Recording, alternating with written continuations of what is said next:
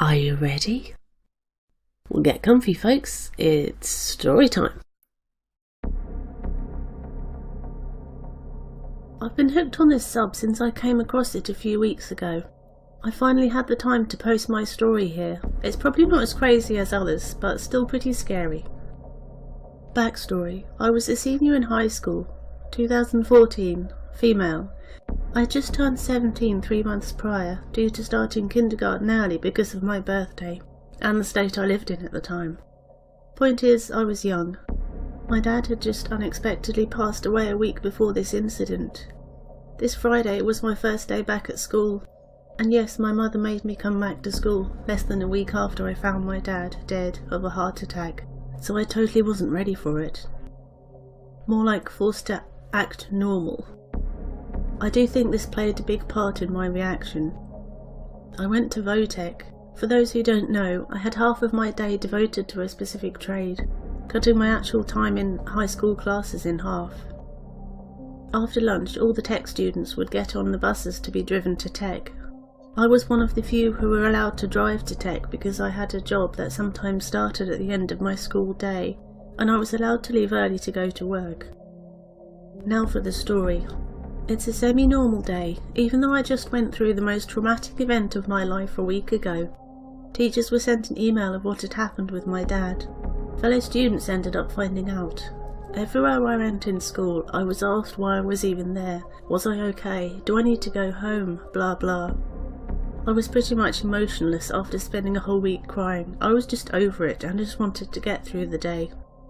After lunch, I get in my car to head to tech. I enjoyed tech a lot. I was actually looking forward to it. Now tech is less than 15 minutes away from high school. Not a long trip at all.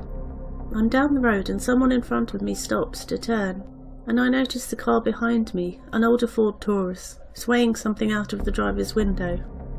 He's an old man, alone. I assume he's just waving something with the music and pay no mind.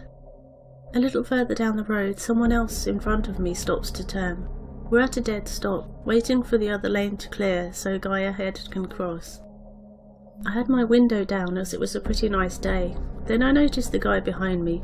He was staring at me through the rear view window, pointing previous object at me, lunging it, and yelling out of the window at me.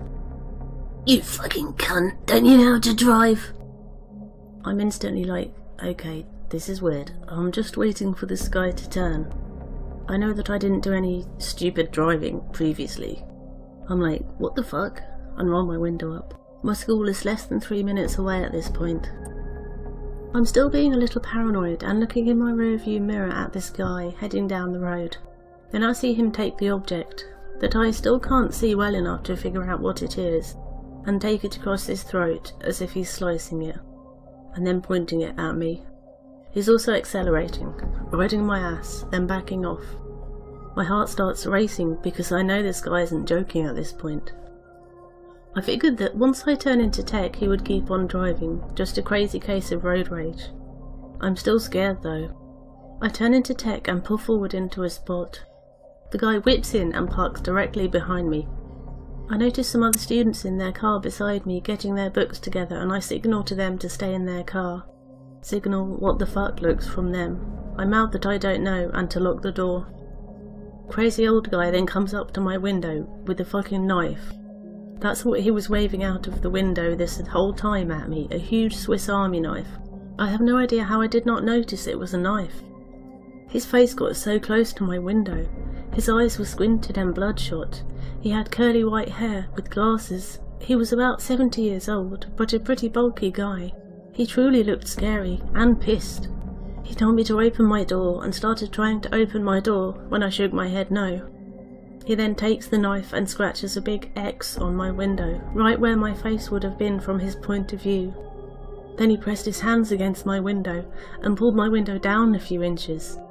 I had a Jeep with some really crappy window motors. I'm really freaking out now. The window was only open 2 or 3 inches due to my rain guards, but I was still scared. I took my seatbelt off and started backing away from the window, but didn't want to get out of my seat so this guy could chase me round the inside of my car. He then sticks the knife in my window, inches from my face. I can't roll the window back up. He's screaming that he's going to slit my throat like babies and children and their mothers in Vietnam. How I'm just a stupid little whore that needs to know her place, and other crazy deranged things like that. I'm truly scared now, and still backing away as far as I can in my seat from the knife, but in a way, after what I just went through, I started to just not care. In my mind, he wanted a reaction, and I wasn't giving him one. I eventually just started saying, "Do it. Slit my fucking throat. Come get me. Is this what you want?" With the straightest, most unemotional face I can muster. At this point, he's getting confused. He's still wielding the knife at me, but it's only 5 to 6 inches away from my face. He can't get his arm in my window any further. He's still shouting how much of a whore I am, how he's going to kill me and make me pay. I stare at him for a while with no reaction to what he's saying. I think he realised that whatever he wanted to happen wasn't going to happen. He took his arm out of my window, saying he'll find me. He's still going to kill me. He knows where me and my slut mother live, and how he knows how many dicks I've sucked. He walks back to his car and speeds off, hitting a student's car in the process. It took me a few seconds to come back to reality. The girls in the car beside me look at me like, what the fuck? All the students that arrived when I did stayed in their cars when they realised what was happening. I got out of my car, and so did everyone else. The students rushed over to me apologising, saying they were too scared to do anything when they saw he had a knife. I didn't blame them really, that's what I wanted them to do. While this was happening, one of them phoned Tech's principal to tell him what was going on. Tech called the police and they took my statement. The cops kept asking me if I cut this guy off, brake checked him, did I know him, etc. I said no. I didn't do anything to him and I've never seen him before. Tech had no cameras. I do realise that maybe my reaction was bad. I've had people tell me that I should have put my Jeep in drive and ran him over or just left the school completely. I think after what I just went through with my dad, I didn't want to see any more death, even though this guy actually did something to me. I didn't want him to target other students if I left. I also wasn't allowed to have a weapon myself, being on school grounds, or even a can of mace. Tech ended up letting me go home. A few news outlets wanted to interview me, but I had just had enough. They still did run a story without me that night. 2 days passed. It's now Sunday. The cops call me and say the guy has turned himself in because he saw the story on the news. It turns out that he was a Vietnam vet, and when the police went to his house he had a shrine for the war, a whole room with stuff. We go to court. They say that because he's a vet, that he had a flashback and was temporarily delusional. He has to complete an ARD program, stay 599 feet away from me at all times, and pay for my scratched window. I'm pretty upset by the verdict. I do respect veterans to every extent, but you can't be on the road if you're doing stuff like this to innocent people. I do still see him around at the store, gas station, etc.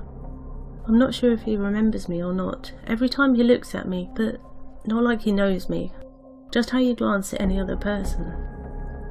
I do feel bad for him. He didn't deserve what the war did to him. But I also didn't deserve what he did to me. I hope one day he overcomes the trauma, like I have. It's made me a paranoid driver that checks the rearview mirror a little too often, and I get scared when someone follows me for too long. I now have a concealed carry permit with a gun, knife and mace in my car at all times. I'm overcoming it. Thanks for reading. Update. I've got some messages saying this is a fake story, or that I made it up. Well, here's the news story for those interested. I decided to post because my name isn't visible, because I was underage at the time, and I have since moved from here. The link to this news story is in the video description, so please check it out if you're interested.